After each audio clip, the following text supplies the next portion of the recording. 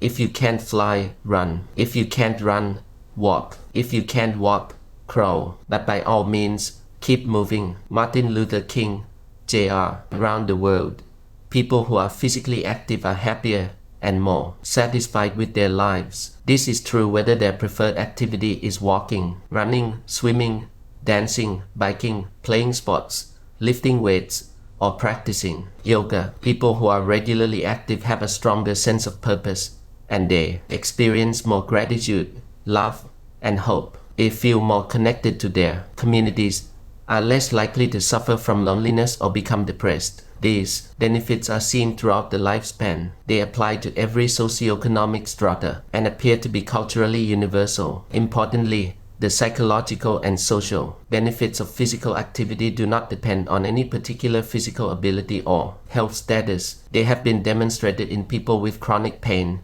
physical disabilities, serious mental and physical illnesses, and even among patients in hospice care. The joys described above, from hope and meaning to belonging, are linked first and foremost to movement, not to fitness. The question of how physical activity contributes to human happiness is the central focus of this book. I started by scouring the science, skipping the countless surveys that show that people who exercise are happier, and searching instead for studies and theories that could shed light on why. I poured through academic papers in fields as wide-ranging as neuroscience, paleontology, and musicology. I talked to anthropologists, psychologists, and physiologists. I interviewed athletes and exercise professionals. I reached out to friends, family, and strangers and asked them to share their experiences of movement. After nearly every one of these interviews, I found myself re-listening to some part of the recorded conversation, not just to check my notes,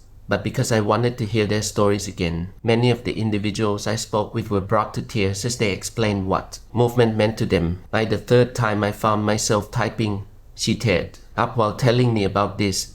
I realized these were tears of joy, and the joy of movement is moving. From Kelly McG from The Joy of Movement, Hope Molecules and How to Make Them. One of the first things I discovered is that the most common explanation of why exercise makes us happy is far too simplistic. The psychological effects of movement cannot be reduced to an endorphin rush. Physical activity influences many other brain chemicals, including those that give you energy, alleviate worry, and help you bond with others. It reduces inflammation in the brain, which over time can protect against depression, anxiety, and loneliness. Regular exercise also remodels the physical structure of your brain to make you more receptive to joy and social connection. These neurological changes rival those observed in the most cutting-edge treatments for both depression and addiction. The mind-altering effects of exercise are even embedded in your musculature. During physical activity, muscles secrete hormones into your bloodstream that make your brain more resilient to stress. Scientists call them hope molecules. Looking at the evidence, it's hard not to conclude that our entire physiology was engineered to reward us for moving. But why would human biology be so finely tuned to encourage us to be active? A reasonable first guess might have to do with the health benefits of exercise. Perhaps the brain is looking out for the body, making sure we stay active enough to ward off a heart attack. Yet this notion takes too brief a historical perspective on the value of physical activity to human survival. Your doctor might encourage you to exercise to better control your blood sugar, lower your blood pressure, or reduce your risk of cancer. But for most of human existence, the central purpose of movement was not to prevent disease. Physical activity was how we engaged with life. As neuroscientist Daniel Walpert writes, the entire purpose of the human brain is to produce movement. Movement is the only way we have of interacting with the world. This is why our biology includes so many ways to reward moving. At the most fundamental level, rewarding movement is how your brain and body encourage you to participate in life. If you are willing to move, your muscles will give you hope. Your brain will orchestrate pleasure, and your entire physiology will adjust to help you find the energy, purpose, and courage to keep going. How to make yourself anxious, tired, and hostile. In the United States, daily physical activity as captured by an accelerometer is correlated with a sense of purpose in life. Real-time tracking also shows that people are happier during moments when they are physically active than when they are sedentary, and on days when people are more active than their usual, they report greater satisfaction with their lives. Other experiments in the US and UK have forced moderately active adults to become sedentary for a period of time, only to watch their well-being wither. Regular exercisers who replace physical activity with a sedentary activity for 2 weeks become more anxious, tired, and hostile. When adults are randomly assigned to reduce their daily step count, 88% become more depressed. Within 1 week of becoming more sedentary, they report a 31% decline in life satisfaction. The average daily step count required to induce feelings of anxiety and depression and decrease satisfaction with life is 5,649. The typical American takes 4,774 steps per day. Across the globe, the average is 4,961. Collective effervescence, the feeling describes, is not reserved for rowing. It can be experienced anytime and anywhere people gather to move in unison, in marches or parades, at dance classes and nightclubs, while jumping rope on the sidewalk or practicing Tai Chi in the park, or wind swaying and singing at church. In 1912, French sociologist Émile Durkheim coined the term collective effervescence to describe the euphoric self-transcendence individuals feel when they move together in ritual, prayer, or work. Durkheim believed that these activities help individuals feel connected to one another and to something bigger than themselves. We crave this feeling of connection,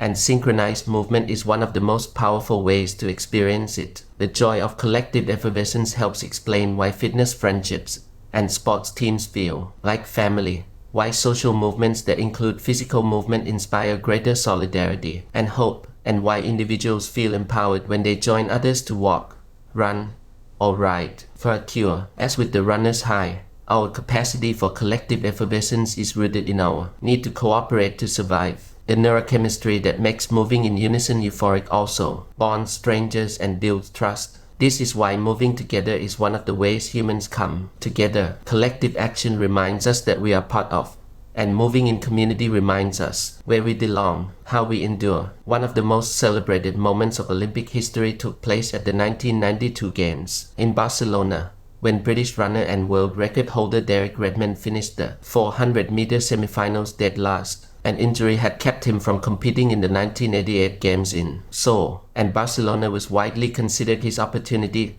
to medal. If you watch a video of the event, here's what you'll see. Redmond starts strong, but 15 seconds into the race, he clutches his right leg and slows to a hop. 2 seconds later, he collapses onto the track. His first thought, he later explained, was that he had been shot in the back of his thigh. In reality, the violent pain was his hamstring muscle snapping off the bone. By the time Redmond is able to stand back up, every one of his competitors has crossed the finish line. The race is over, yet Redmond refuses to quit. Obstacles make me stronger. So much of the language we use to describe courage relies on metaphors of the body. We overcome obstacles, break through barriers, and walk through fire. We carry burdens, reach out for help, and lift one another up. This is how we humans talk about bravery and resilience. When we are faced with adversity or doubting our own strength, it can help to feel these actions in our bodies. Sometimes we need to climb an actual hill,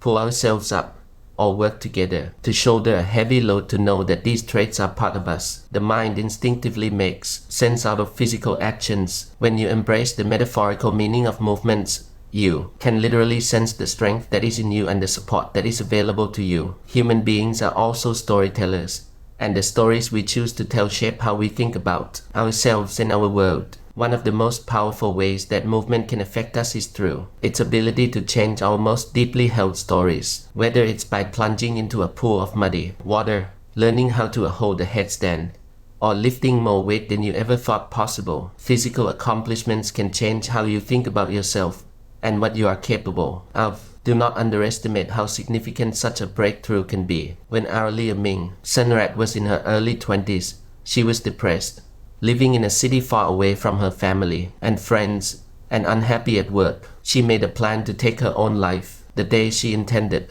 to go through with it, she went to the gym for one last workout. She deadlifted 185 pounds, personal best. When she put the bar down, she realized that she didn't want to die. Instead, she remembers, I wanted to see how strong I could become. 5 years later, she can now deadlift 300 pounds. One study tracked the daily movements and mood of over 20,000 adults using the GPS on their smartphones. After collecting over 1 million data points, the researchers concluded that people are happier in natural environments, and yet typical Americans spend 93% of their time indoors, creating what some call a nature deficit. Kelly McG